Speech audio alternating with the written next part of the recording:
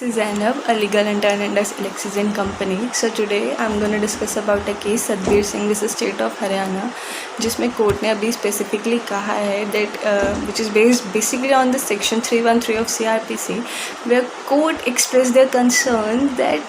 the section 313 of CRPC is not just a procedural formality and the courts have to follow it properly with the proper observations and precautions. क्योंकि जो section 313 of CRPC है वो accused की statements को record करने के लिए और एग्जामाइन करने के लिए कोर्ट्स को पावर देता है, लेकिन ट्रायल कोर्ट्स में इसको इतनी इजीली और इतने मतलब अच्छे से कैजुअली वे में कर रहे हैं, not with the proper observations.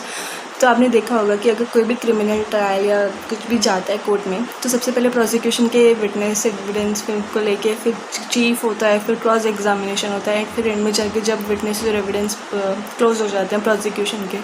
फिर एक्यूज की जो सेक्शन 313 के अंडर एक्यूज की स्टेटमेंट रिकॉर्ड करी जाती है.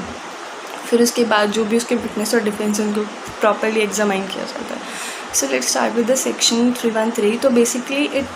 gives power to examine the accused that in every inquiry or trial for the purpose of enabling the accused personally to explain any circumstances appearing in the evidence against him, the court may at any stage calls in without warning the accused put some questions to him as the court may feel necessary.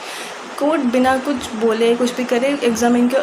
Accused के ऊपर कोई भी ऐसे questions पूछ सकता है, ठीक है. एंड सेकेंड इज़ कि after the witness for the prosecution have been examined and before he is called for the defence question him generally on the case provided that in the summons and etcetera. तो जो हमारा section sub section 2 है वो ये बोलता है that no oath shall be taken by the accused, और जो सब सेक्शन 3 है वो ये बोल रहा है कि एक्यूज जिसके अंदर कोई भी स्टेटमेंट या कोई भी ऐसा विटनेस देता है जो गलत भी हो सकता है या फिर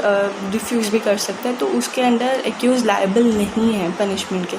अब आप देखिए जिस वजह से ना ऑथोरी है ना पनिशमेंट है, तो वो कुछ भी, तो जिस वजह से कोर्ट्स इसको बहुत ज़्यादा लाइटली रखते हैं. तो back to a case that is Satbir Singh with the state of Haryana. इसमें बेसिकली क्या हुआ that the trial court they convicted the appellants under section 304B and 306 of IPC and they were sentenced to undergo rigorous imprisonment for 7 years. तो उसके बाद जब high court में गया तो हाई कोर्ट ने अपील कर दी थी इस जजमेंट को ऑफ द ट्रायल कोर्ट, लेकिन उसके बाद फिर से केस गया सुप्रीम कोर्ट ने. तो सुप्रीम कोर्ट ने क्या बोला कि they express their concerns of the recording of statements under this section of 313 CRPC. तो our chief justice NV Ramana and Justice Anirudh Bose, they were the bench, and they observed that the examination under this section of the accused CRPC cannot be treated as it is based on the fundamental principles of fairness. और जो letter judgement आई उसमें जो 20th paragraph था उसमें supreme court ने बहुत ही इसको extensively बोला,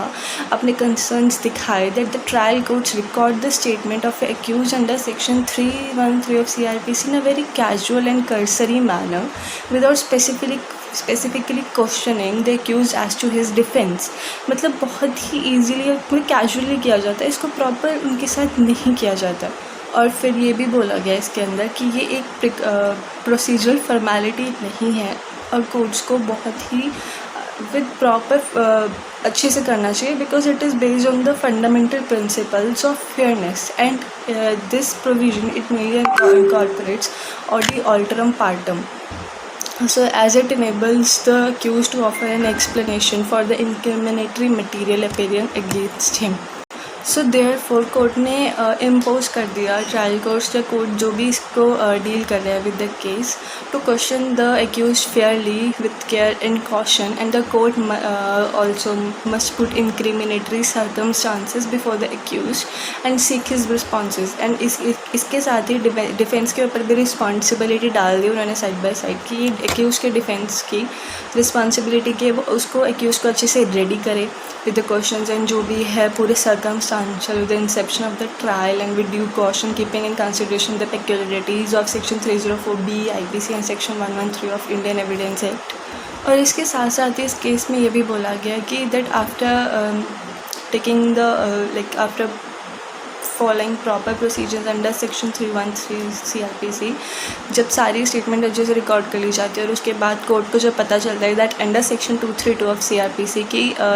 डिफेंस के अगेंस्ट, अक्यूज के अगेंस्ट कुछ ऐसी